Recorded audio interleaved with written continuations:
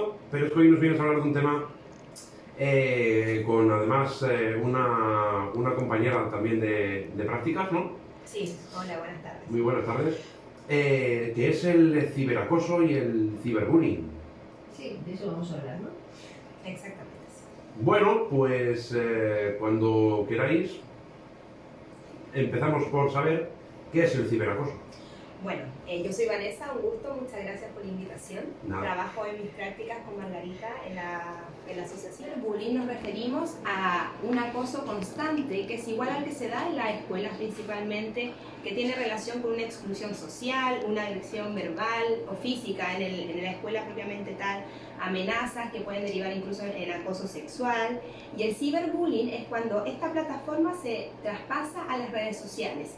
Cuando, por ejemplo, a un niño le sacan una foto a una niña y la suben a las redes para burlarse, para dejarlo, digamos, en una burla constante con respecto al resto. Ese es el ciberbullying o ciberacoso, como se llama. Margarita, ¿ibas a puntualizar algo? Que a veces puede hacerse incluso sin darse cuenta, subes una foto de algo que te parece gracioso y tal, pero eso es una humillación para el niño que lo está recibiendo. Entonces creo que es importante enseñar a nuestros hijos que antes de subir nada de cualquier otro niño, que se informen bien si ese niño da permiso para eso. Claro. Porque eso puede ser utilizado, o sea, quiero decir, en ciertos contextos eso puede ser gracioso, pero en otros contextos distintos o sacado de contexto, eso mismo puede ser una humillación, una vejación para ese niño que ha contado, dicho o hecho, ¿no? Y esto puede traer consecuencias muy grandes también, ¿cierto, Margarita? En los niños y niñas cuando son expuestos a través de las redes a estos vejámenes, digamos. La pregunta es, no solamente, o mejor dicho, voy a reformular la pregunta.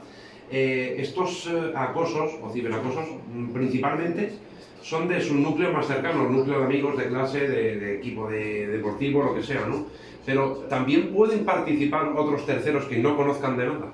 Exacto.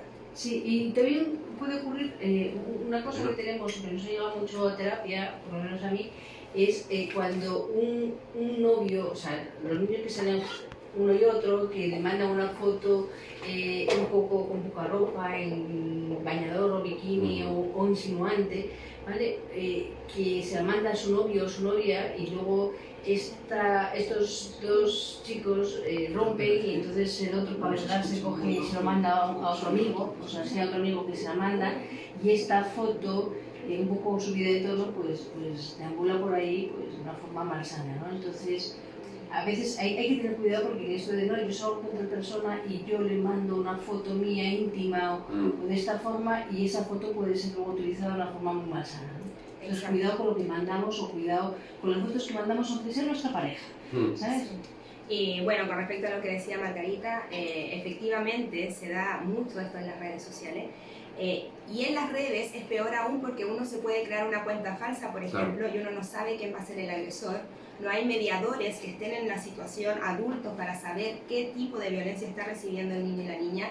Y como dice Margarita, muchas veces se trabaja también, o sea, los terceros a veces son adultos, ni siquiera niños o niñas de la misma edad, que es el que conocemos como grooming. El grooming nace a partir de que un adulto se hace pasar por una niña o una niña, o un niño, lo empieza a engatusar, empieza a ser cada vez más demandante, incluso a mandar fotos de índole sexual, y es ahí cuando nosotros como adultos tenemos que ver qué pasa. O sea, ¿qué está pasando con los niños que tienen un acceso más rápido y mucho más de lo que tuvimos nosotros en nuestra niñez a las redes sociales? ¿Y qué estamos haciendo como adultos para mediar las consecuencias que esto trae consigo? Yo eso también he tenido gente en terapia o niñas en terapia que empezaron con mándame una foto, si me quieres de verdad, mándame una foto en braga y sujetador, luego Por si Dios. quieres de verdad quítate una foto sobre el pecho, y así van aumentando el grado de exigencia y van jugando con la historia de primero le piden un secreto o que le hable mal de su madre o de su padre, y entonces luego le dicen para que no cuente a tu padre esto que has dicho de él o a tu madre esto que has dicho de él, tienes que enviarme una foto de estas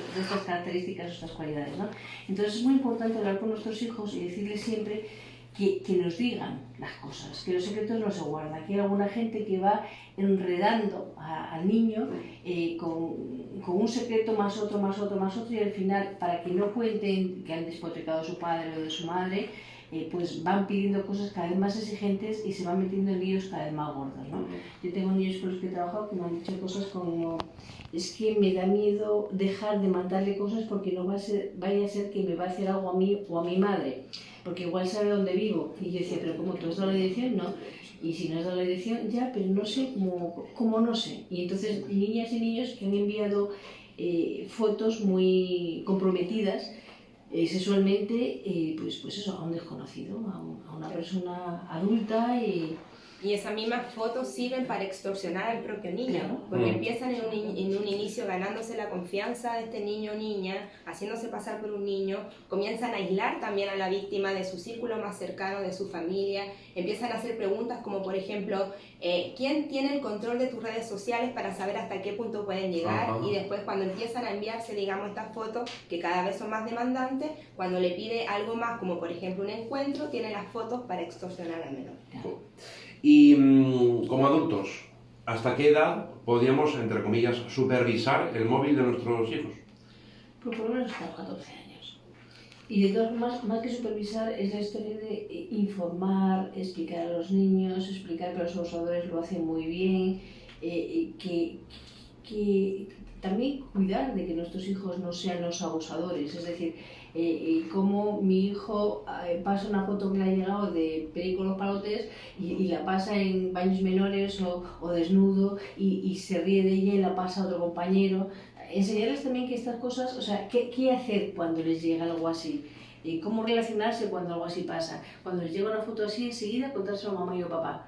Y también decir: esto a mí no me está gustando, dejar de hacer estas cosas con Perico los Palotes, ¿no? Cortarlo, incluso en la medida de lo posible, pues comentarlo con mamá y con papá, y con ello pues buscar soluciones, o hablando con esos niños, con los padres de ese niño que manda esas imágenes poco agraciadas o más bien malsanas, y tratar de buscar una solución primero por las buenas, y si no ya pues buscar a la policía o a alguien que pare todo eso, ¿no? Eso es decir, Internet, que parece que no tiene fronteras, pero también hay policía. La policía actúa, la policía está con ojo avizor y de esto debería de tener consecuencias penales muy graves. Sí.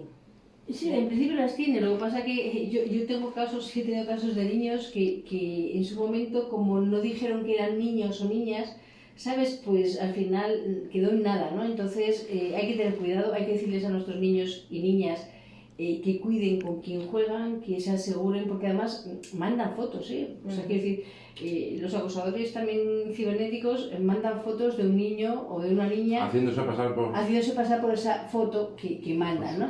Entonces el niño cree que están hablando con una persona más o menos de su edad, y luego resulta que no es así, y van pidiendo cada vez fotos más exigentes. Empiezan con cosas leves, ¿no? Empiezan con cosas como pues yo estoy muy enfadada con mi madre porque es que me ha hecho hacer la tarea, no sé cuánto. Entonces van haciéndose confidentes de ese niño o niña para que me cuente cosas duras, difíciles, enfados que tiene con uno y con otro. Después de eso dice: pues ahora tienes que darme, si eres mi amigo de verdad, tienes que enviarme una foto de esta forma, ¿no? Y si no, y si el niño se niega o la niña se niega, pues entonces dicen: pues es que voy a decirle a tu madre que andas diciendo esto de ellos, o voy a decir en el colegio lo mal que hablas de tu madre, o voy a pasar la conversación esta. Y entonces van engatusando, engañando, envolviendo, y cuando el niño o la niña quiere salirse de eso ya es tarde, ¿vale?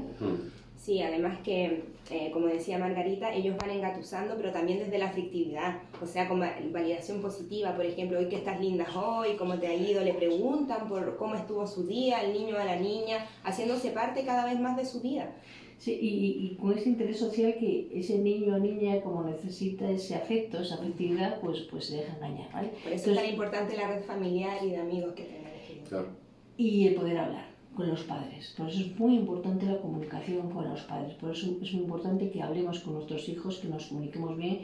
Y vamos a hablar también de ese acoso que se hacen entre los mismos niños en el colegio, ¿no? Sí, pero antes del propio acoso con los niños, la comunidad educativa, yo cada vez la veo como más desapegada del alumnado. No sé si es una impresión mía o no. Es decir, el profesor va, hace su trabajo y se olvida.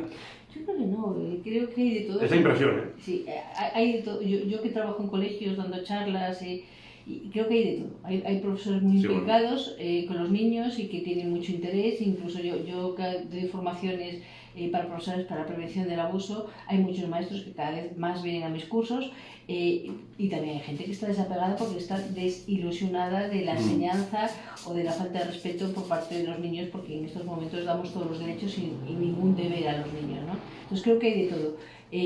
Pero cada vez hay más conciencia social, cada vez se trabaja más la inteligencia emocional, cada vez se trabaja más el respeto hacia el niño, cada vez se trabaja más la prevención de los distintos malos tratos y abusos. Nosotros en Aspasi llevamos tiempo trabajando esto en colegios e institutos, entonces cada vez somos más las personas que estamos preparados para esto. Entonces insisto en que nos llamen de los colegios, de los institutos, que nos llamen los padres para poder dar charlas en sus colegios de todos estos temas, de prevención del abuso, de prevención del bullying, del ciberbullying, de todas estas cosas que pueden mermar la inocencia del niño o de la niña y reprimirlos y no dejarlos crecer de una forma sana, ¿no? Sí, por eso es tan importante la capacitación continua para profesores, porque lamentablemente la formación docente en diferentes universidades a nivel mundial no está capacitada para trabajar transversalmente en estos temas.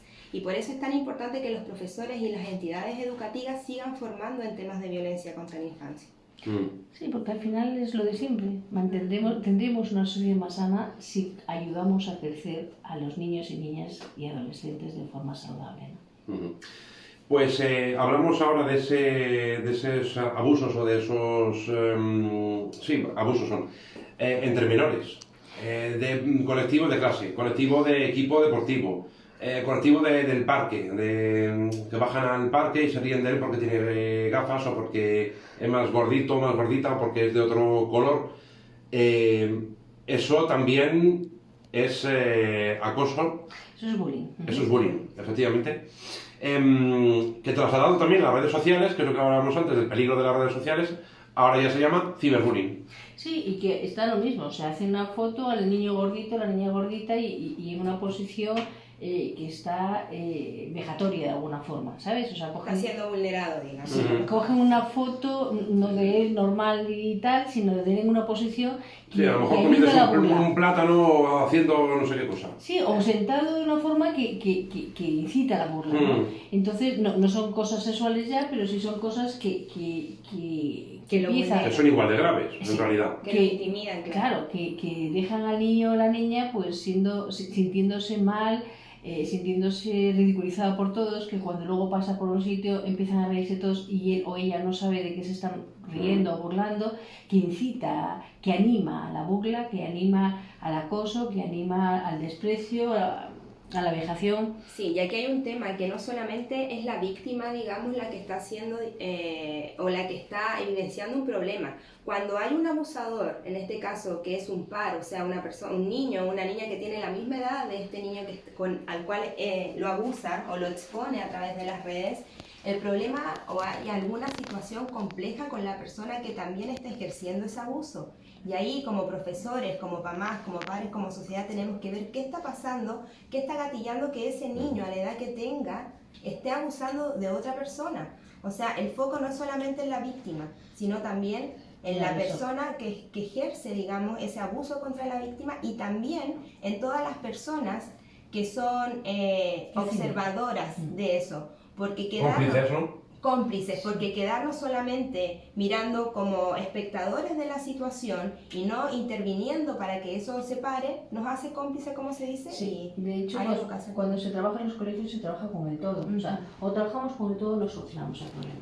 Es decir, cuando trabajamos con problemas de agresión, no me importa qué tipo de agresión, tenemos que trabajar por un lado con la víctima, con el agresor y luego también con los espectadores. O sea, qué hacen o qué no hacen, o cómo colaboran, o cómo su silencio agrava lo que está pasando, o cómo su no hacer, porque muchas veces muchos niños se defienden diciendo yo no hice nada, sí, pero no hacer nada ya es un problema, o sea, porque no lo has comunicado, porque no es que si lo comunico igual luego me llaman chivata, luego se meten conmigo, igual me hacen lo mismo, etc. Entonces es darle fuerza a los niños y niñas para que puedan saber que esto no es chivarse, que esto es informar de una problemática social que es grave. ¿vale? ¿Y ellos son conscientes de que están acosando o lo hacen porque piensan que es divertido? Por muchas razones, yo creo. En realidad es divertido para ellos, pero mira, cuando trabajamos luego con los agresores, vemos que muchos de los agresores han sido agredidos en su momento. Entonces, muchas de las veces un niño se convierte en agresor por esa incapacidad de gestionar cuando le agredieron a él, por no haber sacado la rabia, el miedo, el dolor, la indefensión. Entonces se fortalecen, se ponen una coraza y hacen lo mismo que les hicieron. De otra forma, pero más o menos lo mismo. Entonces, a mí me han agredido, yo agredo. Si pudiéramos trabajar con estos niños agredidos en su momento, probablemente no se convertirían en agresores. Entonces, siempre tenemos que trabajar con el todo.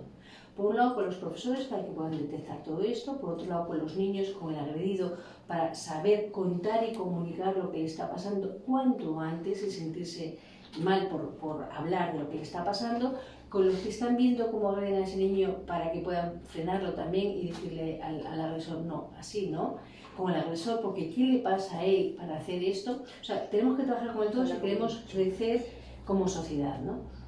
No son, digamos, el trabajo, como decía Margarita, no es netamente con la persona que es víctima, sino con todo.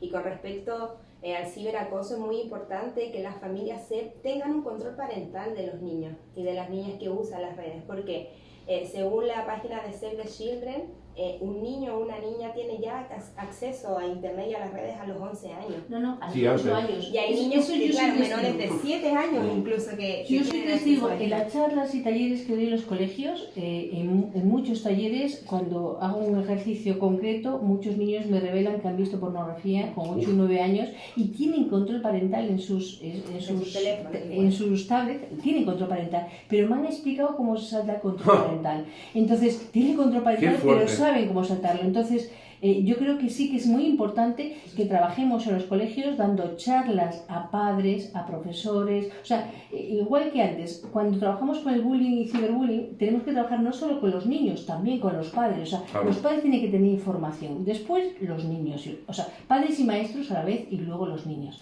Porque tenemos que trabajar con todo si queremos sanar esto. Luego ocurre que, lamentablemente, bueno, por fortuna, mejor dicho, en pocas ocasiones, ojalá que fueran ninguna, el agredido pues termina suicidándose, ¿no? ¿Qué ocurre con los agresores? ¿Cómo se quedan? Pues imagínate cómo se quedan, con la carga de culpa por lo que pasó. Yo creo que aquí los responsables de esto no es solo el agresor directo en ese momento. Los responsables, siempre digo, somos todos, ¿no? Claro.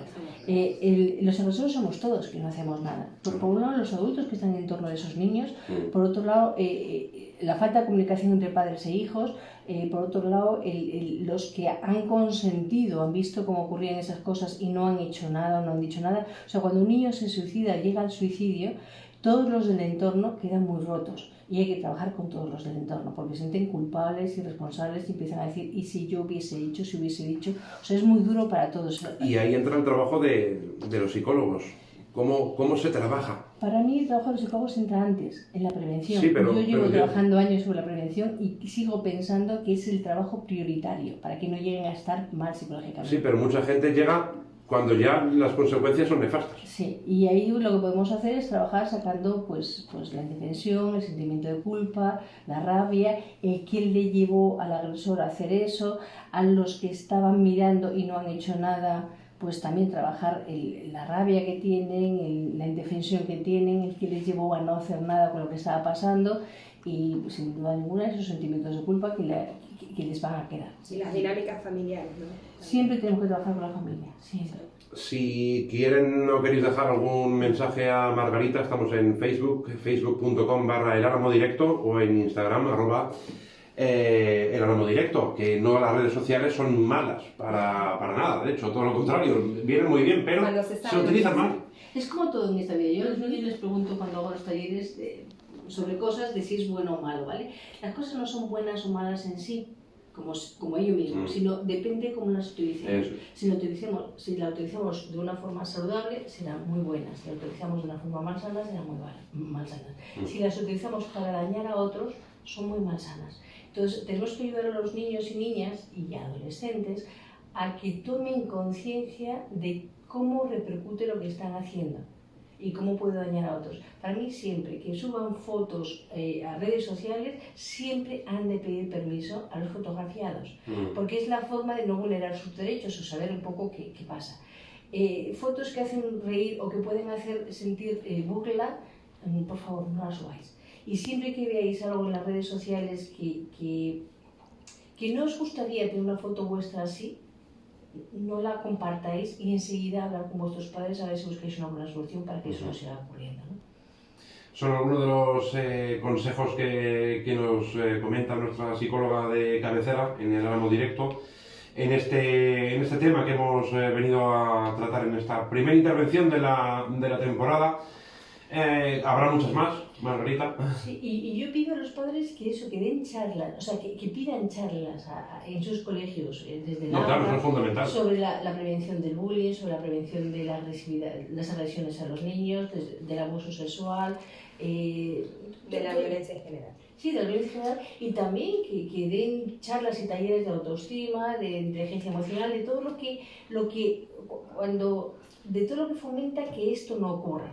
Porque cuando un niño tiene una buena autoestima, una buena inteligencia emocional, una buena comunicación, es poco probable que se preste a estas manipulaciones malsanas, ¿no? Hay que estar psicológicamente bien preparado para trabajar con Margarita, ¿no? Porque los temas que trata son duretes. Sí, es verdad.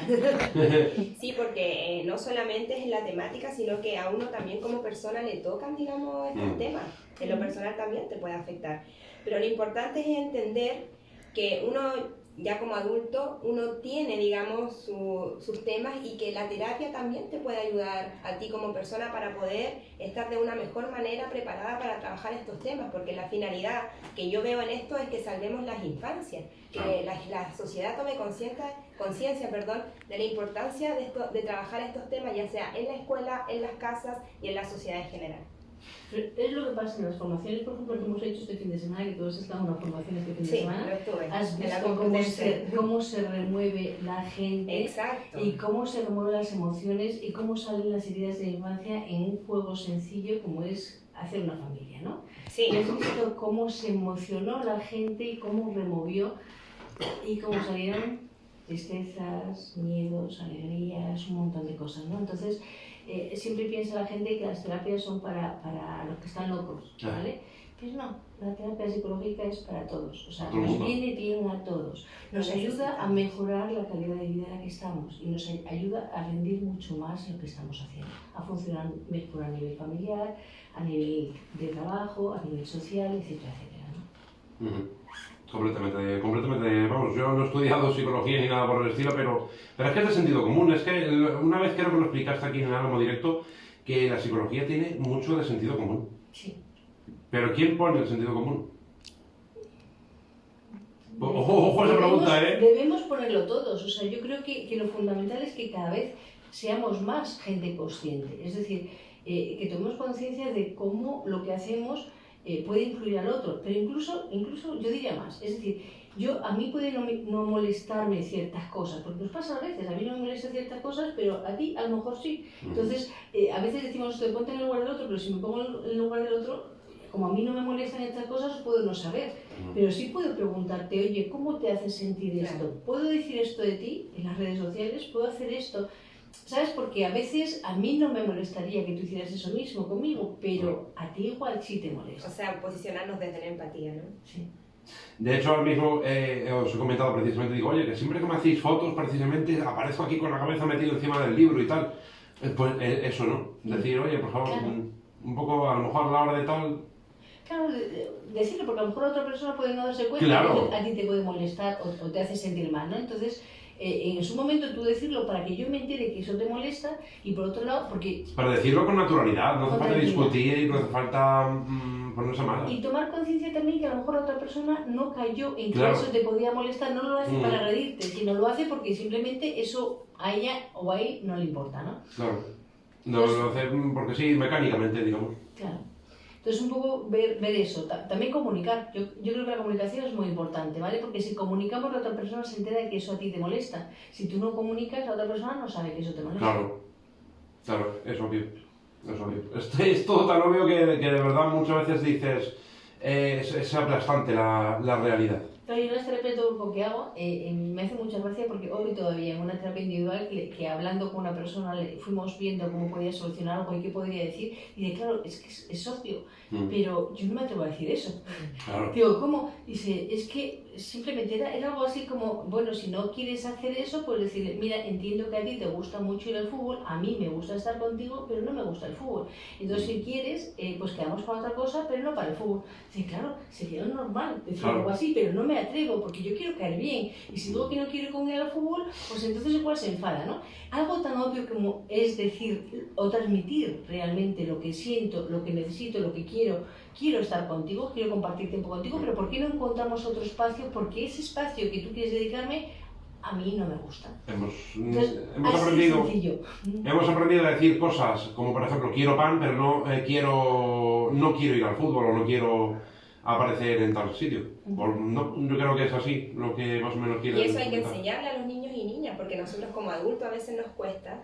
¿Y a ellos qué pasa con ellos? ¿Qué pasa con las familias, con los profesores? ¿Cómo estamos trabajando esa inteligencia emocional con ellos? Ahí tenemos que poner el foco. De hecho, uno de los trabajos que más hago con la gente es aprender a saber lo que quieren. Porque y a comunicarlo, ¿no? Y a comunicar. Primero, a comunicárselo a ellos, ¿vale? Es decir, a reconocerlo. Yo reconocer que me gusta o que siento agrado cuando esto, o que me siento incómoda cuando voy con esta persona a este sitio, ¿vale? Primero reconocérmelo yo y después transmitirlo de una forma que no sea agresiva y que haga que la otra persona me pueda escuchar sin sentir herida por ello, ¿no? Entonces, todo este trabajo que parece una tontería, que esto, ¿cómo puede ser que no pueda decir cómo me siento? O que la otra persona se ofenda cuando yo hablo de cómo me siento, ¿no? Entonces, este es un trabajo muy importante de comunicación. Primero, insisto, cuando yo trabajo la comunicación con la gente, en las terapias, en los grupos, siempre digo, primero, la primera comunicación es de mí hacia mí. Si yo tengo una buena comunicación conmigo misma, si yo sé lo que siento, cómo lo siento y lo puedo expresar, puedo ayudar a transmitirlo mucho mejor, ¿no? Es que, por ejemplo, cuando muchas veces nos preguntan, ¿qué tal estás? Bien. Te sale mecánico, bien. No sé, como que no quieres contar a esa persona que en realidad estás mal. Claro, y ahí lo que tendríamos que hacer, lo primero es respirar y sentirme. Claro, y sentir, decir, pues bien, pero, o mal, pero... No, o me siento tranquila, o me siento nerviosa, o me siento con cierta angustia. ¿Sabes? Decirlo en conexión, no de forma automática. Claro. El otro día leí en un sitio que me gustó que saludar es salud dar. Me encantó. ¿Sabes? Sí, Dar señor. salud. Eso es saludar. ¿Cuándo hacemos eso? ¿Cuándo damos salud cuando saludamos al otro? O sea, tomar conciencia de lo que decimos, de cómo lo decimos, de todo esto es una de las cosas que se trabaja mucho en terapia o que trabajo yo con mi gente en terapia. Esa toma de conciencia de cómo nos relacionamos, de cómo funcionamos, de cómo expresamos. Primero, insisto, de mí hacia mí y luego de mí hacia el otro, hacia la otra. Este es el trabajo que hacemos en las terapias de grupo, de cualquier cosa de las que hago, e incluso en la terapia individual, ¿no? Esta conciencia de mí mismo y de mí en relación al otro, ¿no? Una última valoración sobre este asunto que estamos tratando hoy. Del ciberacoso, sí. Bueno, la importancia del control parental y de que los padres estén involucrados en todo lo que necesite el estudiante, como decía Margarita, hablar con él si llegan del colegio y responden ¿cómo te fue? Bien, indagar con preguntas abiertas, cómo está, cómo se siente. Quizá en algún momento no va a querer hablar del tema porque también ellos tienen sus propios temas y no quieren, ya hay edades que es más complejo acercarse a ellos, pero intentarlo varias veces en el día. Y es súper importante decir también que tengan los perfiles privados, porque muchos niños y niñas tienen Instagram, tienen Facebook, los papás ni saben que lo tienen y tienen los perfiles abiertos y cualquiera puede ingresar a sus redes sociales. Que no compartan fotos ni videos privados a ninguna persona, ni siquiera a personas que crean que son amigos o que son compañeros o compañeras del colegio. Y bueno, obviamente lo posible que contacten solo a gente que conocen de su entorno cercano, principalmente. Como parte de la prevención. Sí. Importantísimo mensaje. Hay otra historia, y es que no se firme el control parental, que los niños se lo Sí. pueden saltar con facilidad. Mm. Entonces, de vez en cuando, comparta con los hijos. Reforzarlo, ¿no? Sí, sin ser abusivos. Es decir, a ver, cariño, cuéntame, déjame ver tu Instagram a ver cómo es, no sé cuánto, con alegría. No desde. Tráelo. Desde la invasión. No desde la invasión. Ah, que te no mire. desde ese compartir. Ja, mira, yo te enseño mi Instagram, fíjate que no sé cuánto, ¿no? Que no sé quién me ha dicho tal cosa, que sí. Desde comunicar, ¿Sabes? Desde, conversar. desde compartir con nuestros hijos, no desde invadir. ¿Qué foto más bonita esta? No sé qué, tal, a Sí, ver. pues yo te sigo y veo que tal. Normalizando la situación. Claro, algo normal. Oye, cariño, con esta foto no me siento del todo cómoda. Fíjate que no sé cuánto. Ah, mamá, pero estoy muy bonita. Sí, cariño, pero no voy a poner aquí porque aquí la ve gente que a lo mejor la Claro. interpreta de otra forma, ¿no? O sea, cómo hablar con los hijos de forma amable para que seamos sus confidentes. ¿Sabes? Confidentes que confíen en nosotros y Claro. nos cuenten, y sin duda ninguna hablarles de que a veces hay gente que manipula muy bien, y esto es muy importante, y que les hacen engancharse a una red malsana. Entonces, cuando vean cualquier tipo de manipulación de alguien que les empieza a decir no lo cuentes a tus papás, esto es secreto, esto...